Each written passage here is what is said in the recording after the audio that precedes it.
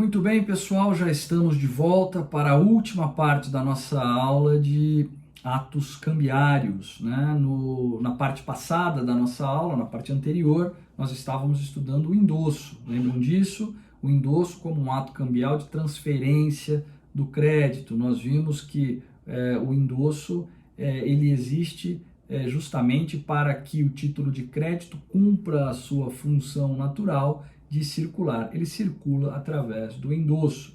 Endossante, quem transfere o crédito a um terceiro, endossatário, a quem este crédito é transferido. Em regra, os títulos de crédito, eles são títulos à ordem, ou seja, eles podem ser transferidos por endosso, embora em algumas situações se admita também que o emitente ou o endossatário transforme aquele título em título não à ordem, né? Coloque uma cláusula não à ordem e aí este título não vai circular mais, não pode mais circular por endosso, embora possa circular por cessão civil de crédito. E aí eu fiquei de explicar para vocês as diferenças e chegou o momento. Quais são as diferenças entre endosso e cessão civil do crédito? Já vimos que um título de crédito pode circular por endosso, títulos que não são títulos de crédito e não estão sujeitos ao regime cambial podem circular por cessão civil, um contrato de cessão civil de crédito. Títulos não à ordem, embora não possam circular por endosso, poderão eventualmente circular por cessão civil de crédito. E aí temos que saber quais são as diferenças entre um e outro. Bom, o endosso, como todos nós sabemos, está sujeito ao regime jurídico cambial. Portanto, está sujeito à autonomia, à abstração, independência das relações cambiais, inoponibilidade de exceções pessoais a terceiros de boa-fé.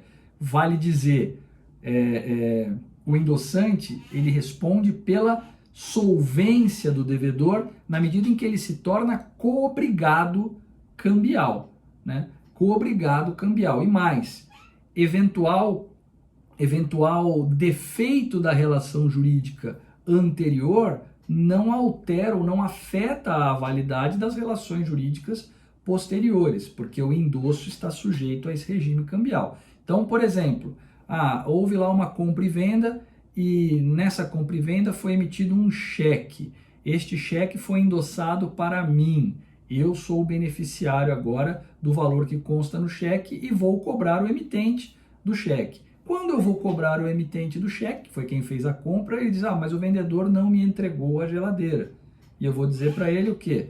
Não me importa, eu recebi este cheque por endosso, este cheque representa por si só este crédito, eu sou titular desse crédito e eu não tenho nada a ver com eventual defeito na relação jurídica subjacente à emissão desse cheque. E também não teria nada a ver com eventual defeito existente em endossos anteriores, porque as relações jurídicas existentes naquele título de crédito são todas independentes, tá? Então, o devedor principal não vai poder alegar contra mim exceções pessoais que ele teria contra a pessoa que fez o negócio com ele por conta da emissão daquele ato cambial, ok? Então, muito importante saber que o endosso está sujeito ao regime cambial, isso dá muita tranquilidade para o endossatário, além do que o endossante ele responde pela solvência, né, do devedor, porque ele é coobrigado, né? Se o devedor principal do cheque não me pagar, o endossante desse cheque vai me pagar. Eu posso cobrar de qualquer um desses que participaram dessas relações cambiais. É o regime que nós já estudamos lá do regime cambial, né, de responsabilidade solidária, que não é bem uma responsabilidade solidária, já vimos isso, né? E na cessão civil? Na cessão civil, que ocorre com títulos que não são títulos de crédito, ou com créditos representados por contratos, ou por títulos de crédito com cláusula não à ordem, né? A cessão civil não se sujeita ao regime cambial. Então não tem isso. Na cessão civil não tem essa proteção de autonomia, abstração, inoponibilidade de exceções pessoais, independência das relações cambiais. Nada disso existe como proteção numa cessão civil de crédito. E o cedente, ele responde apenas pela existência do crédito e não pela solvência do devedor principal. Ele não se torna coobrigado.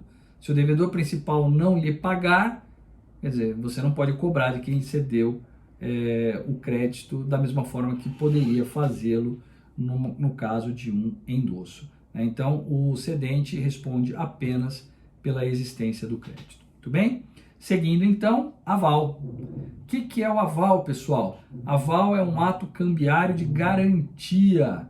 O aval é o ato cambiário pelo qual uma pessoa, chamada avalista, se compromete a pagar o título de crédito nas mesmas condições do devedor avalizado. Então, nós temos o avalista e o avalizado. O avalista é quem garante o cumprimento da obrigação assumida pelo avalizado, nas mesmas condições do avalizado. É uma garantia pessoal suplementar. Nós já vimos que o endossante, ele é coobrigado cambial, ele responde também perante o endossatário pela solvência do devedor principal. Se o devedor principal não pagar, é ele que vai pagar. Mas eu, como endossatário, não estou muito tranquilo porque eu acho que nem o devedor principal, nem o endossante tem patrimônio suficiente para me deixar tranquilo que haverá solvência. Então eu posso exigir como condição para pegar esse título por endosso, o endossatário, que ele me apresente um avalista, um aval, que vai avalizar a obrigação daquele endossante. Tá? Então nós temos o aval como um ato cambiário de garantia suplementar. O aval pode ser total ou parcial, tanto faz, não tem problema. E o avalizado pode ser tanto o sacador, ou o aceitante, ou o endossante. Qualquer um que é considerado devedor ou coobrigado nesta cadeia de relações cambiais pode ter um avalista, né? Pode ter um avalista. Então, o avalizado pode ser qualquer um deles. Características do aval. O aval tem duas características importantes, autonomia e equivalência. Né? Como um ato cambial, né, o aval é autônomo. Logo, ele tem existência, validade e eficácia independente da relação avalizada, da obrigação avalizada. Se a obrigação avalizada for nula, for ineficaz, isso não implica em nulidade do aval ou ineficácia do aval. Então, exemplo, se o devedor, né, o endossante, era um menor e não estava representado no ato de realização do endosso, eu sou o avalista dele, o meu aval é válido e eu posso ser cobrado. Então, defeito da relação avalizada não interfere no aval, tá? Porque é um ato cambial, então autonomia.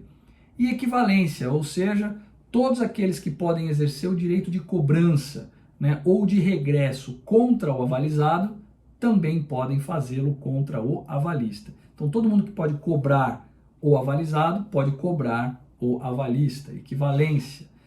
Uma observação importante, né? Em algumas situações, o avalista pode ser obrigado a pagar mais até do que o avalizado.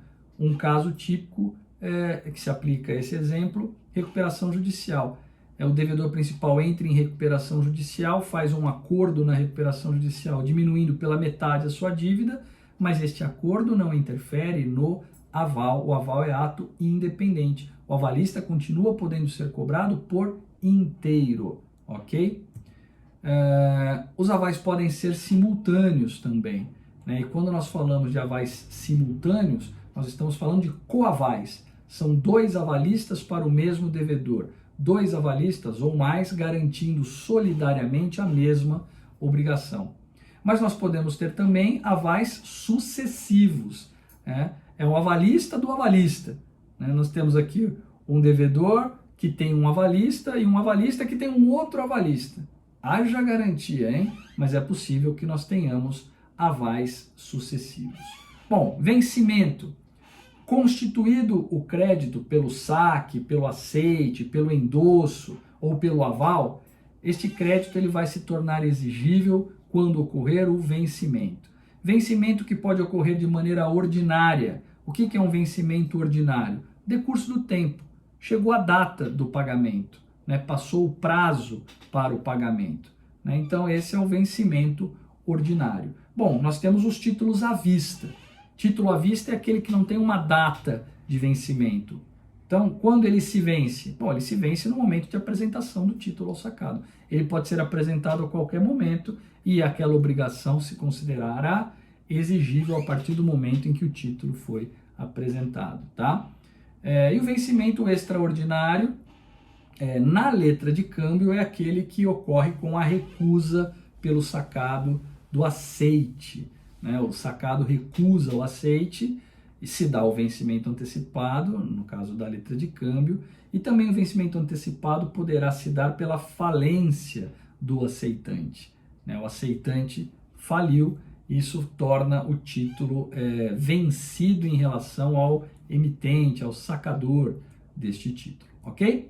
Bom, ainda sobre pagamento, o pagamento do título ele pode extinguir uma, algumas ou todas as obrigações cambiais, dependendo de quem fizer o pagamento, tá?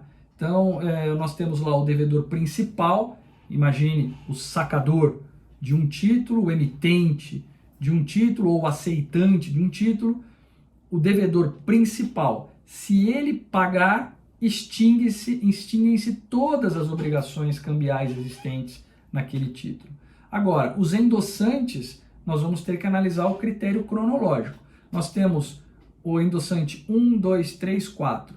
Se quem pagou for o endossante 1, estão extintas 2, 3, 4. Se quem pagou for o endossante 2, estão extintas a 3 e 4. Tá certo? Tem que pegar a relação cronológica para ver a questão do regresso. E em relação ao avalista, né, o pagamento pelo avalista extingue a obrigação do avalizado. Por fim, protesto. O que é protesto? Definição legal, Lei 9492 de 97. É ato formal e solene pelo qual se prova a inadimplência e o descumprimento de obrigações originadas em títulos e outros documentos de dívida. Esse é o conceito legal de protesto. Quando se fala em cambial, quando se fala no regime cambial, no direito cambial, um conceito melhor seria o seguinte: o protesto ele serve para incorporar ao título de crédito, cartularidade, literalidade, prova de fato relevante para as relações cambiais, como falta de pagamento, mas não só, como também falta de aceite. É possível você ter o protesto por falta de aceite, porque a falta do aceite na letra de câmbio, nós já vimos, gera vencimento antecipado. Bom, o protesto ele pode ser necessário ou facultativo, para nós terminarmos a aula agora. Protesto necessário é aquele que é exigido para a conservação do direito de crédito contra coobrigados cambiais, sacador, endossantes e os seus respectivos avalistas. Então, se eu quero exercer o meu direito de regresso contra coobrigados, eu tenho que protestar esse título. Mas, se eu quero exercer o meu direito de crédito contra o devedor principal, o aceitante da letra de câmbio, ou o respectivo avalista do aceitante da letra de câmbio, aí eu não preciso protestar. Posso protestar se eu quiser também, mas nesse caso o protesto seria facultativo. Então temos protesto necessário e protesto facultativo, ok? Bom, acho que vimos o suficiente em relação a atos cambiais, dentro dos limites que o tempo nos permite, né? Mas acho que vimos algumas coisas aí interessantes. Eu sugiro a vocês a leitura complementar da bibliografia que foi indicada, para que vocês aprofundem o conhecimento sobre vários detalhes daquilo que nós vimos nessa aula, ok? Vejo vocês na próxima aula e até lá!